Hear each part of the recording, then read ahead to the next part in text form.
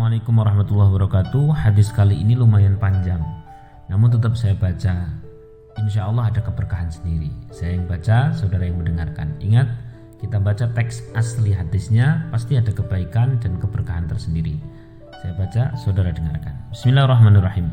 An Abi Hurairah radhiyallahu an Nabi sallallahu alaihi wasallam qala: Bainama rajulun bi falatin minal ardi fasami'a sautan fi sahabatin isqi hadiqata fulanin fatanaha dhalika sahabu fa'afragha ma'ahu fi harratin fa'idha syarjatun min tilka syiraji qad istaw'abat dhalika al-ma'a kullahu fatatabba'a al-ma'a fa'idha rajulun qa'imun fi hadiqatihi yuhawwilu al-ma'a bi mishatihi faqala lahu ya Abdallah masbuk qala fulan al-ismu alladhi sami'a fi as-sahabati faqala lahu ya Abdallah lima tas'aluni an ismi faqala inni sami'tu sautan fi as-sahabi alladhi hada ma'uhu wa yaqulu isqi hadiqata fulanin lismika fama tasna'u fiha qala amma idha qulta hada fa inni anzuru ila ma yakhruju minha fa atasaddaqu bi thuluthihi wa akulu ana wa ayali thuluthan wa aruddu fiha thuluthahu rawahu Muslim. Jadi hadis ini sahih. Saya bacakan artinya. Sangat menarik sekali. Bersabar mendengarkan. Hadis ini panjang, namun pasti ada keberkahan tersendiri. Dari Abu Hurairah radhiyallahu an berkata, wa Nabi Muhammad sallallahu alaihi wasallam bersabda, ada seseorang yang sedang berada di padang pasir. Tiba-tiba ia mendengar suatu suara dari awan. Bunyi suara itu, curahkanlah air ke kebun si fulan.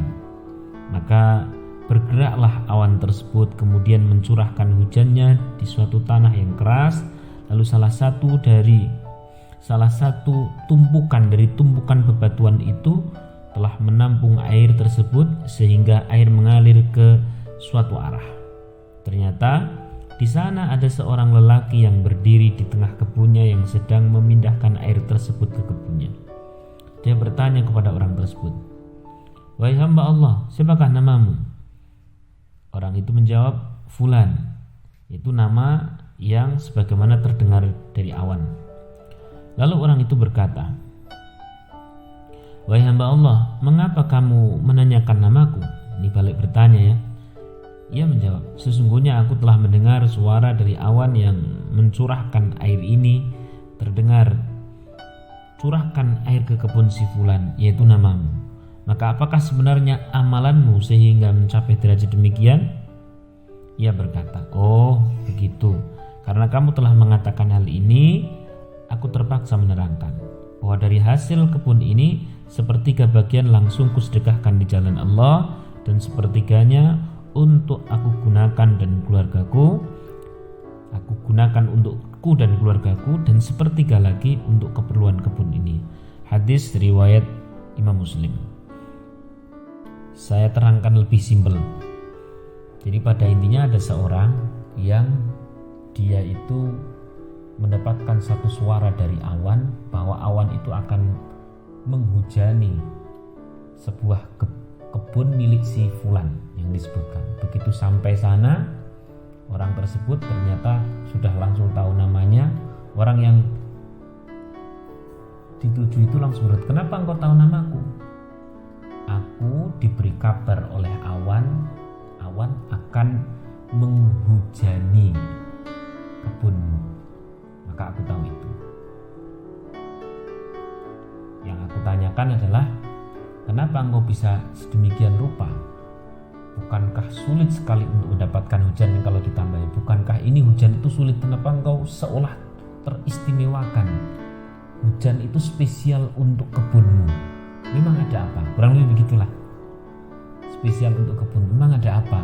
Apa yang kau lakukan sehingga engkau mendapatkan perlakuan spesial dari Allah melalui hujan istimewa? Yang lain tidak hujan kok. Hujan hanya mengenai pada kebun. Kemudian si pemilik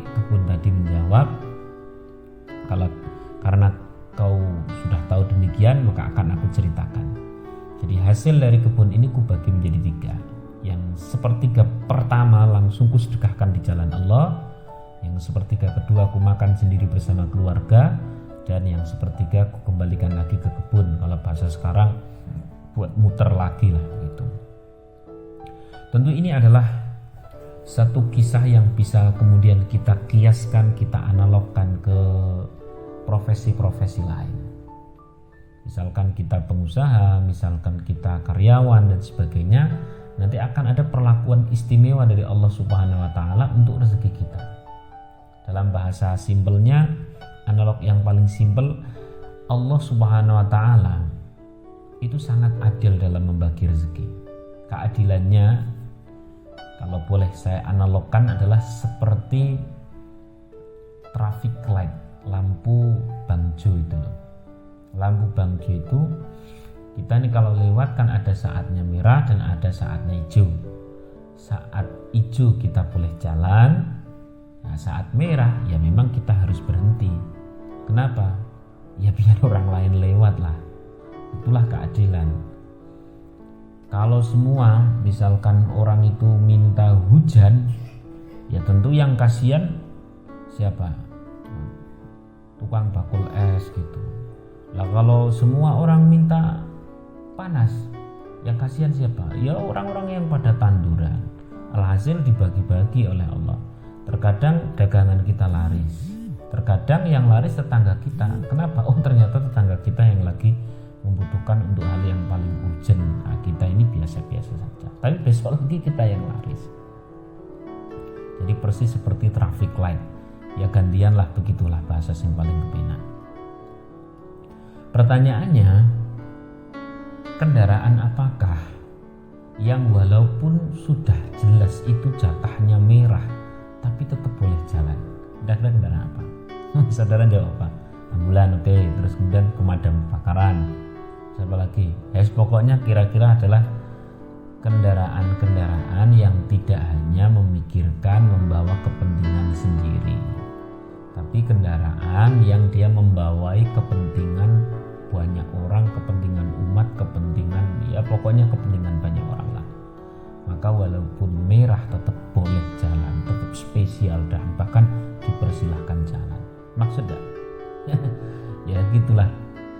Kalau kita dalam bisnis kita, dalam usaha kita, dalam pekerjaan kita, yang kita pikirkan adalah untuk kepentingan diri dan keluarga tok, ya benar ada saatnya hijau, ada saatnya merah.